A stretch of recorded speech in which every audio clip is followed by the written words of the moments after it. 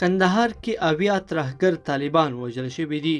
تېره ورځ دفاعي او امنیتي ځواکونو د هوایي قوو په ملاتړ د کندهار ولایت مرکز ومې حوزې اړوند او ډنډ ولسوالۍ کې پر طالبانو ترهګریز چڼهیز عملیات ترسره کړل چې په پایله کې 80 طالبان وژل شوي او 8 تنه نور ټپیان دي. همداراز په دې عملیاتو کې د دښمن یوه اندازه وسلې، مهمات او تجهیزات هم له منځه وړل شوي دي. بلخوا په بل راپور کې هم کندهار کې 9 طالبان وژل شوي دي.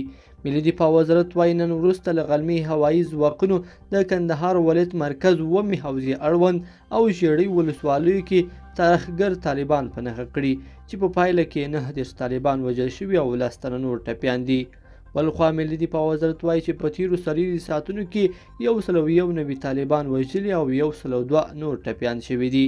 دفاعي او امنیتي ځواکونو سره متقابل او نښتو کې 191 طالبان وژل شوي.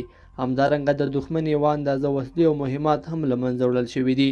د دې په خوا کې 14 بېلابېل ډوله ماینونه چې طالبانو د هیواد په مختلفو سیمو کې د ملکي خلکو دفاعي او امنیتي ځواکونو د تګ راتګ په لارو کې ځای پر ځای کړي وو د ملي اردو ځواکونو له لوري کشف شوي او خنثی شوي دي. لیدونکو په دې هیله چې دا مطلب به مو راسره تر پایه پورې لیدلی وي. که مو دغه ویډیو خوښه شوې ویډیو لایک کړئ او چینل سبسکرایب کړئ. تر بیا ښه وخت.